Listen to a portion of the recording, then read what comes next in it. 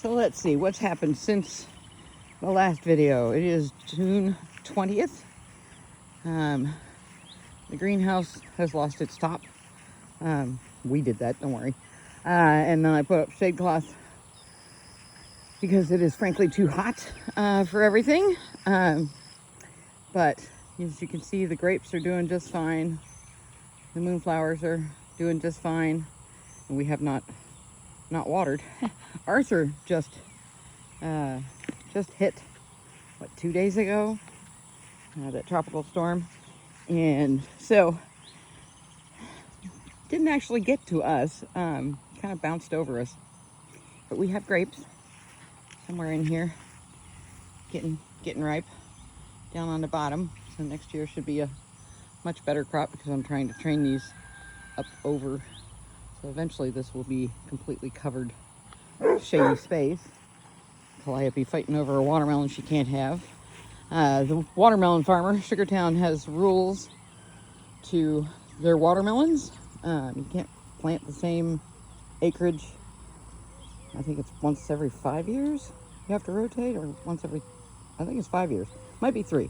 Anyway, so our closest neighbor on the other side had a field full of watermelons, and so they got destroyed basically. So we've been going over with the tractor. Philip's been going over with the tractor and filling the bucket full of watermelons, and that hopefully the pigs will eat if they're cracked open. The pigs are really, really picky. So yeah, they've been kind of a pain. They're not friendly. They're not really eating anything that we give them. So yeah, really finicky pigs. It's really bizarre. But anyway, so I'm going through just today in between storm lines, and spent today, yesterday, and the day before updating the website. So today is for looking at this mess. This is what happens when it gets real hot here. We stop wanting to come out here, and thus the grass and the weeds are ridiculous. This year we're having a bug problem. We introduced ducks, and you may not come in, young lady. You're one. We introduced ducks, and the problem being that the ducks were not raised by other ducks, so they didn't know to eat the bugs, and they never learned. So they were eating my strawberries instead, and chewing on the cucumber vines. They basically attacked whatever was available. As you can see, it all survived, pretty much. But we got rid of the ducks, rehomed them, and so there's no longer any creature in here taking care of the bugs. They were not taking care of the bugs when they were here, so screw them. Anyway, the rain has basically destroyed a lot of things, but the heat is really what's taking out this garden. So most of the stuff that's up and lush are all perennials. So thank God for perennials. And so the herb garden has really been my focus of late, has been the medicinal side of this garden. Kind of transitioning, I keep saying we're transitioning this over to mainly perennial, so permaculture gardens. But the corn's still doing just fine, thank God. We'll see if the pigs eat corn. Who knows? Most of the veggies grown here are grown specifically for the animals to eat. And currently they're eating the free watermelons, which is awesome. Yeah, so this is an experimental garden right here. And you can see my moringa is really struggling over here. It's a moringa right in the middle of the shot. But the nursery business has brought in other gardeners for comfrey, and so I've had the chance to consult with other people about what's growing and how they grow it. So everything's a learning curve here for me.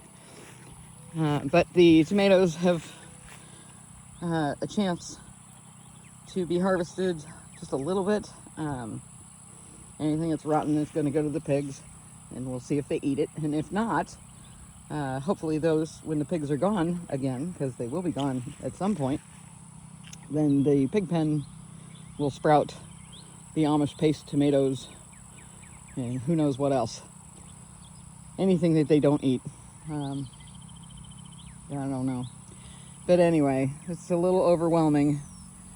I know only people in Ohio are just starting to get veggies in. And my garden here in Louisiana is just about done. But the perennials are going to keep going, so I think it'll still look full and lush. But the spaghetti squash has already been harvested. The butternut squash is harvested today. Some of the tomatoes have been harvested today. With all that rain coming in, tomatoes tend to swell and split and lose flavor. Looks like I've got a dewberry trying to invade my perfectly lovely garden. But so we've got to get in here and clean this up. Problem is you can't mow when it's this wet. So there is that. But the roselles are looking fantastic in this line. They're a little smaller on the other side, but we'll see. But if I clean this up, and then I can replant it. I think I'm going to put in the summer crops direct sow and see what happens. So we'll put cantaloupes back here on this line and let them run throughout. I'm getting ready to harvest some dill seeds for people for organic pickling. But the dill is worked out, and the the bugs aren't really that bad over here. They seem to, the leaf-footed bugs are all over the swollen, split tomatoes. But other than that, there's not a lot of bug damage. So there's that. This line, you can see that the Mexican sunflowers are going nuts. We'll see if they perennialize here or not. We're right on the edge of their zone, but there's baby butterfly bushes that I rooted from the foraging, and from Jeff bringing down cuttings when he came. So we've got those going in there, and the June-bearing strawberries are now spreading like crazy. That's what all that ground cover is. So we don't really have to water this bed, so that's good. My lavenders that I started from cuttings were doing great, and now they're getting swallowed. I'm kind of struggling, but this is a curry in front of me here. The lavender is in that empty spot right there. It's dead. There's one that's doing well over here. But so far, it looks like the French lavender doesn't do as well here as the English lavender, which is on the edge of that trench. So it's doing just fine. But those are starts that I purchased. So much to my chagrin, that's the way it goes. Anyway, another butterfly bush. We had squash in here. That's definitely done for the season. It's too hot. You know, we think of squash as being a warm weather crop. Well, it is up until it isn't. This is the herb bed. It's even kind of struggling. The oregano is doing just fine, so that's good. The oregano oil is incredibly expensive to buy, so we're gonna make our own. And despite all these weeds, it's doing all right. These are the everbearing strawberries with the Martha Washington asparagus, which looks like it's set in seed, so I'm fine with that. But now that the ducks are gone, we're getting strawberries. I need to get in here, weed this ever so slightly, but it looks to me like we're about to get some more strawberries. I need to feed this. And I have a big batch of comfrey, fermented comfrey to feed to that. Looks like, well, maybe the rain is helping the cosmos. It's still not, this has been planted for an age. And as you can see, it looks like a hot mess. Well, it is a hot mess of weeds. They're taking over and swallowing up my flowers. But the artichokes are doing fine, which is great. Again, I've got thyme here. It's getting invaded by all the weeds. And there's cantaloupes in here. There's the pineapple sage. I think that's pineapple sage. Yeah. No, Augustaceae, sorry. Hummingbird mint. Pineapple sage died. Forgot that. Not everything makes it here. It's just everything's kind of a crapshoot. This is really not fun for my little gardener's heart. Sorry, I'm getting bit by ants. The ants are terrible this year. But the artichokes are starting to come up, so that's good. Get bigger. And then we have a little bit of fennel. The swallowtail caterpillars are over there on the dill. They were over here on the fennel. But the cantaloupes are starting to run. And then over in the food forest, the trees that we are starting to put in. This was the last bed that I put in, so it's a little slower to get going. But across the way, they're starting to get big, which is good. I've got some, well, we've replaced the satsumas that froze. So these are the Arctic frost. So they should be good to 10, I think it's 10 degrees. And it doesn't get that cold here very often, if ever. But little baby moringa, the European black elderberry. That's what it looks like when it's out in full blasted sun and young. But like I said, this is the last bed that I planted. There's a mulberry, another moringa, another satsuma, another moringa. There's a bunch of moringa in here. These are the turkey figs over here. Lots of comfrey, as you can see. But this bed seems to be doing better. So this moringa is perfectly happy. Yay!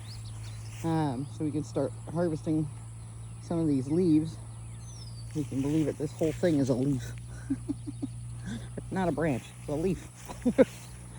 But anyway, really high in protein. So hopefully we'll be able to feed the animals from this. There's a little goji right there with some weeds, looks like. But most of the beds, because of what we laid down, have not been swallowed by weeds. Unlike up in the market garden. We've got mulberry doing very well by itself. And again, we haven't had water because it's been raining. The watermelons are finally starting to take off up here.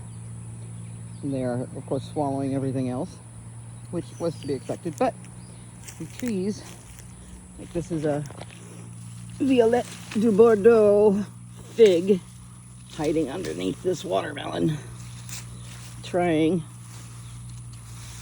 to swallow it. Let's see if I can't unswallow it. Get that out of there without breaking it.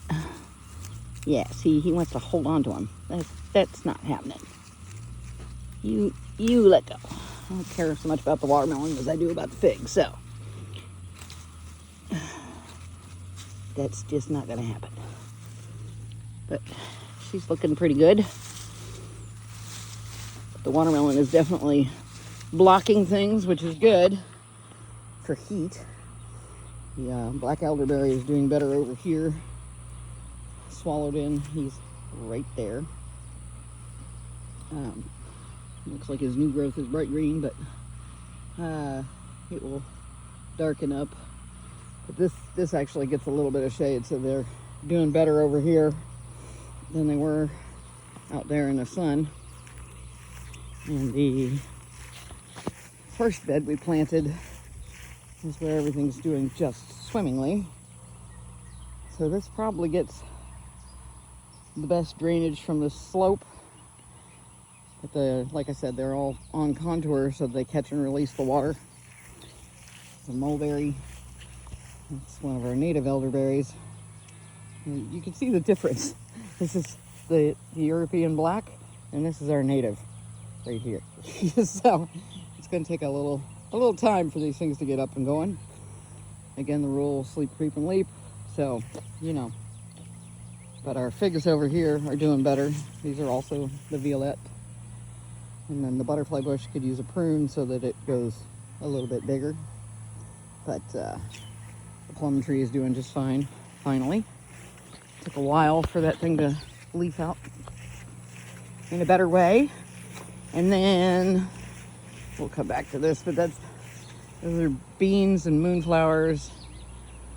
So we have black beans and pinto beans on this, and moonflowers. And then on the other one, we also have a cucumber up there.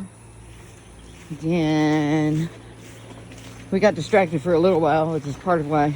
Oh, look at them go. Hey, bunnies. Good morning, bunnies. Anyway, the bunnies, we got a couple two tree. There's still one missing. They got out and went walkabout for a little while and finally got most of them back. These are the mamas. And each of the mamas was looking at us all the time like they wanted to have an adult conversation. So the babies have been separated. There's Daddy. Our worm bins. So the rabbit poop gets picked up off the floor, thrown in the worm bin, and processed, and then we can get drippings for all of that. Hey, there's my hat. What do you know? I'll take that. Isn't she pretty? So, what she's got is she hooked up a water line. It's just water nipples instead of these bottles that were on the outside. Bottles up there. Rabbits kept knocking them off. So 2-3 times a day you'd have to fix the water. That looks like the nipple is working out just fine. Hello, guys. Yeah, they're very active. Anyway, so yeah, like I said, she's working on putting in a rabbit tractor for in the grass. So wheel them around, and that's that. And then this arch has cucumbers, and again with the moonflowers and whatnot. Back there on the dome also, I didn't even look at that, but the dome you can see is starting to green up. We've got birdhouse gourds going up over the top. We tried loofah, and the loofah all died, sadly. There are a couple of tomatoes inside the dome. And then I've got some perennial daisies and cowpeas going up it. So now's the time, now that everything else is dying back, now's the time to start planting more cowpeas. I've got sweet potatoes getting going. Trying to do that. The chicken salad bar, as you can see, is doing just fine. This is where I harvest my comfrey. This comfrey is actually only 3 months old. That's crazy. They're huge, and I just pruned them or harvested them, whatever. Sunchokes are up and getting pruned periodically and dried. That was the plan. Anyway, we've got dried behind me, but it all just looks terrible. We'll see if the animals still eat it or not. I'm having a hard time getting the animals to eat things this year. Like the cow pasture, the cattle don't want the grass that's growing in there, and they had a soil test done, and well, turns out that soil is absolutely horrible. These chickens are enjoying the free watermelons as well, as you can see. Calliope would like to know why she's not partaking of this as well, and that's just because I'm a lazy bum. Uh-oh. Sounds like Dina's hollering at somebody. Anyway. So, here's a bucket full of watermelons. Anyway, so that's that.